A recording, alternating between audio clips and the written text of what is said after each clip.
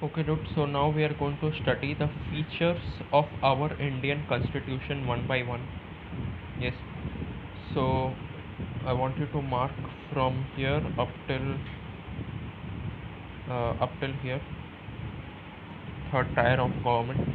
Yes. So this is the first feature, federalism. Federalism means what? Like there is not just one government, there are two governments. One is the central government, which is sitting in Delhi, which right now is BJP, and then there are various state governments. Like for West Bengal, it is TMC. For Mumbai, it is what's the name of the party? I've forgotten. uh, Shiv Sena, I think. Yeah, for Mumbai it is Shiv Sena. For this thing, and for different states it is different parties. So this is what we call federalism. Existence of more than one level of the government. Top level we have central government. Second level we have state government, and we have a third level as well, the panchayat system. Yes. So this is the first feature of the Indian Constitution, federalism.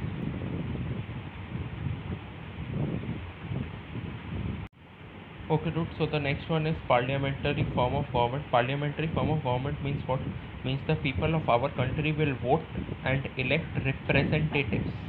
This representatives will go and sit in the parliament. So every person who is sitting in the parliament right now is a representative of the people. Understood? This is the meaning of parliamentary form of government. Yes. So this one you are going to mark first from here up till here. The different tiers of the government consist of, that you just read about it, you're not going to write. Yes, consist of representatives who are elected by the people, and then you're going to mark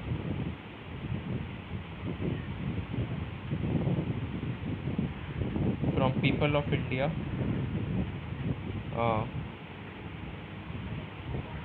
up till here. Yes. So people of India, they can vote. Yes, irrespective of their social background, religion, and all.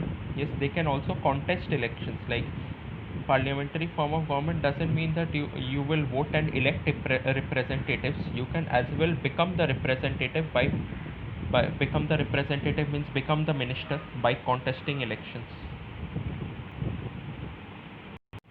Let's read the third feature of the Indian Constitution, which is separation of powers. Yes. Separation of powers, not from here up till here. Separation of powers from here up till here. Yes. So separation of powers means what? One particular body hasn't been given a lot of power in India. Like there are three bodies: legislature, executive, and judiciary. All three of them have powers. Legislature includes the guys who are elected by us: prime minister, chief minister, every other minister. Executive consists of the police system, who implement the laws, who make sure legislature makes the laws. Yes, like in the parliament, laws are passed. Executive is the police system, which this thing make sure that you follow the rules, and judiciary is the guy who punishes you in case you don't follow the rules. Yes. So this is the thing about separation of powers. Okay, dude. So the next thing, this box has very important, like what is the difference between the word state and the word government. Okay. So state, we are not talking about the state of West Bengal and all. State means we are talking about the entire country. Yes. Like state, in certain areas you'll see state, it doesn't talk about a particular state, it talks about the entire country. Then what is the difference between state and what is the difference between state and government? Yes, wait, I'm telling you. Okay, dude. So now we come to this important thing called the difference between government and state.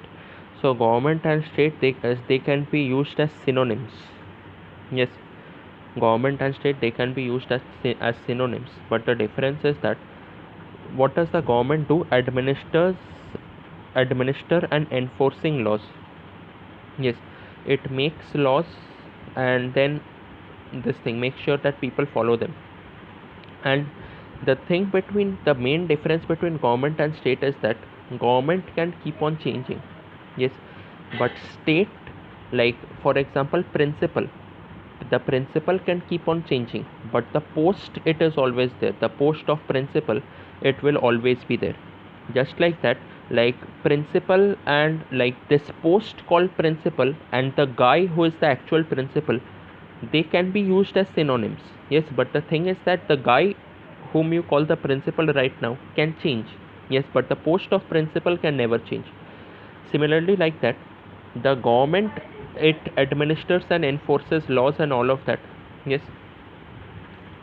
but the government can change. Yes, state on the other hand refers to the political institution that represents a sovereign people who occupy a definite territory till territory. Sovereign refers to the institution, like principal, like this is the post, and here state means the institution. Okay, and institution like Lok Sabha, Rajya Sabha, together all of them you call them the state. And what do they represent? They represent sovereign people, means people who are free from any foreign control. Yes, I hope you have understood. In case you don't understand, then call me back again. I'll explain you this thing again, because this might have been a bit tricky for you.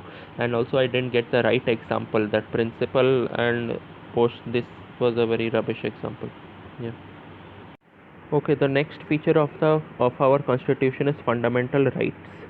So fundamental rights will write like this, and this one you'll write from here. Fundamental rights therefore protect citizens against arbitrary and absolute exercise of power, the constitution against the state as well as against other individuals. Okay, so fundamental rights, what is it for? To protect the citizens of India from what? Arbitrary and absolute exercise of power. Arbitrary means random. The British used to exercise their power randomly, do whatever they want, no consideration for human rights, nothing. Yes, this is what we were afraid of, and that's why these fundamental rights were included in the constitution. Yes, it protects citizens against other citizens, like it might protect you against me. Yes, or sorry, it might protect you from me. Yes, and it also protects you from the government. So it can protect one individual from another individual, as well as it can protect an individual from the government. These you're learning whole points only, dude. What are the various fundamental rights? These you're learning full only. Yes, like this one, cut it a bit short by like till sex, right? Till sex. Yes, and others you're learning it full, and in case there is a problem, then ask me. Okay, and then we come to the last feature of our this thing, that is secularism. Secularism means what? We are tolerant towards every religion. Yes, so we are tolerant towards every religion. Every person can choose any religion of his choice. Yes, so you will mark from here up till here. Yes, like we don't have an official religion. In many countries the official religion is Islam. In European countries the official religion is Christianity, but India doesn't have any official religion.